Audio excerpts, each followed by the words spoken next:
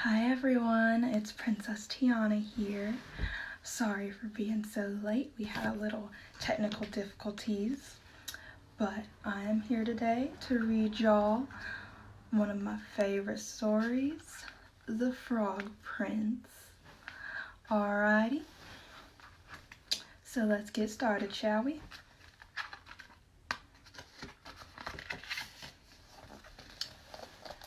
Alright. Once upon a time, there was a princess who had no friends. The king and queen invited other girls and boys to play, but they would not stay for long. She doesn't share, they said. She doesn't keep her promises. We don't like playing with her. I don't care, the princess said. I don't like them anyway.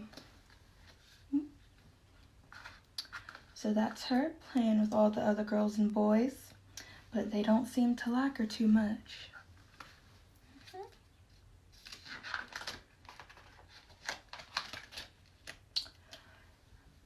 So the princess became used to playing by herself. She liked to play down by the deep mill pond with her best toys, an old ball made of purest gold, which her grandmother had given her.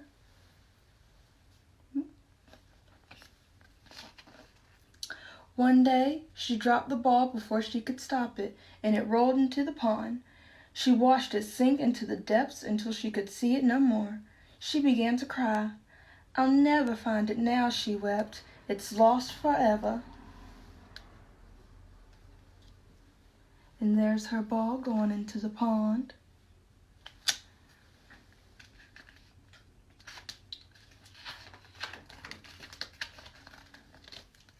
Just then, a small voice came from the pond. What's the matter, little girl? Why are you upset? There were two small eyes poking out of the water. I'm not a little girl, she said huffily. I'm a princess. I'm upset because I dropped my golden ball into the water, and now I'll never see it again. And there are the two eyes poking out at her, at the princess.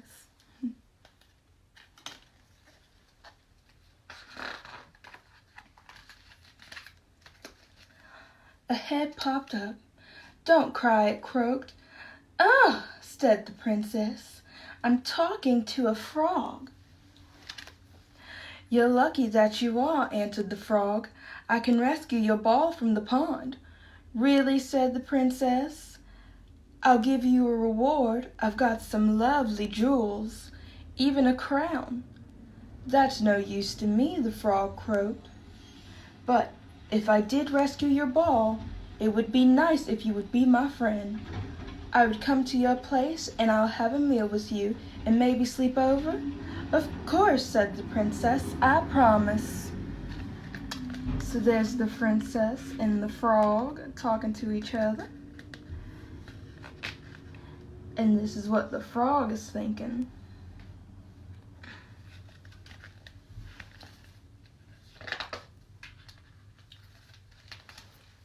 Without another word, the frog dived below the surface, and the princess watched it swim down until she could see it no more. After what seemed an age, she saw its dark shape coming up to the surface once more with the shiny ball in its mouth. Oh, there's the princess. She's got the frog, the ball. All right. The frog hopped out of the water and dropped the precious ball. Thank you, said the princess as it picked it up, and goodbye. I have to be home for supper. She ran off towards the castle. Wait, called the frog. We're supposed to be friends now. Don't be silly, the princess called back over her shoulder. Whoever heard of a frog being friends with a human, let alone a princess?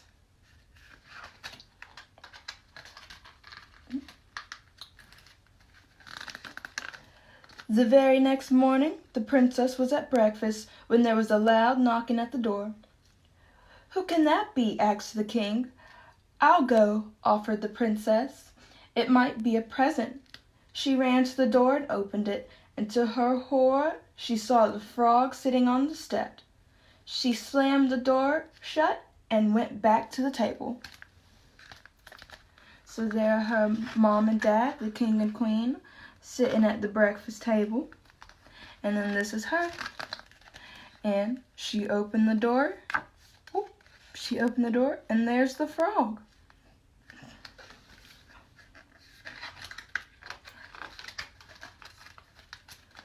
"Who is at the door, dear?" asked the queen. "Just a frog," muttered the princess, feeling a little ashamed of how she had treated it. "A frog?" inquired the king. "What would a frog want with us?" Then they heard more knocking and the ready croak of the frog. "Please, let me in," it called. "Remember your promise." So there they are, all sitting at the table together. And the frog is over here knocking on the door. He wants to be let in so badly.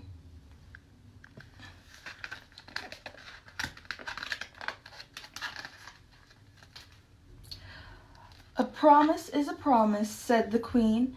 "You had better tell us all about it." So the princess told them how the frog had rescued her beloved golden ball.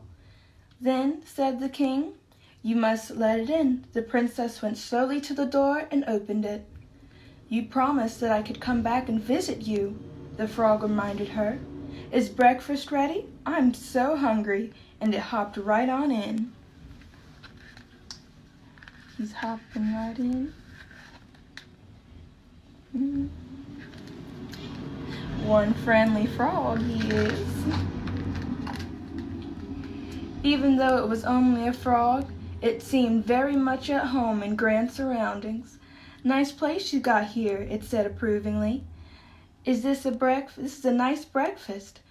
May I sit next to you?" "Don't be silly," resorted the princess.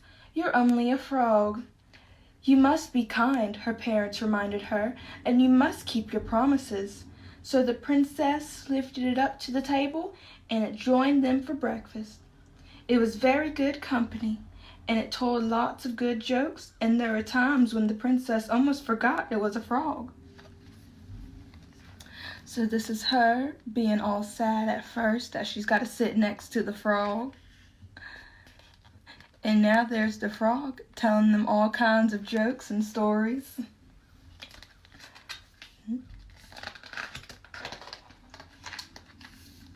They played together all day. The frog knew some very good games, and they both had a lovely time. So there they are, playing all kinds of games. Here, they look like they're playing hide and seek, and he's hiding from her behind the tree.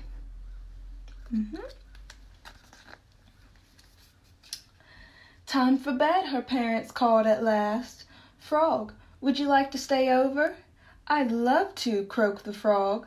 The princess was not so sure, but her parents reminded her of her promise.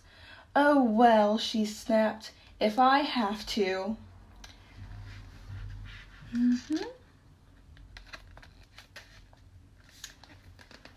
Although she wouldn't admit it, she quite enjoyed getting ready for bed.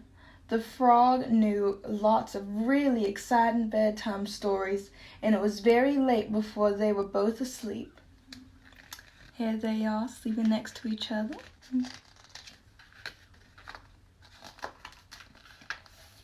The princess woke the next morning to the sound of quiet, tiny sobs coming from the frog. "What's the matter?" she asked. "All I wanted was a proper friend," sobbed the frog, "but you're only doing this because your parents have told you to." "I may as well go back to the pond." "Oh, please don't cry," said the princess. "I had fun yesterday. I actually forgot you were a frog some of the time, so I think we can be friends. I know some really good games we can play today. Now stop crying." And with that, she gave the frog a friendly kiss on the cheek, and there was a sudden flash. At once the frog vanished, and a boy appeared in his place. He wore the finest clothes and a splendid crown. So there she is, kissing that little frog. And there he is, turned into a nice handsome prince.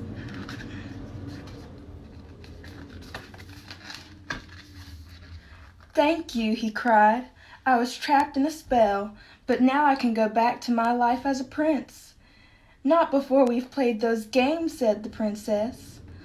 They had such a lovely time playing together that the prince decided to stay another day, and then another, until it seemed silly to ever have leave. And then they became the very best of friends. The end. Thank you all so much for joining me today on this live, and y'all stay safe. Bye-bye.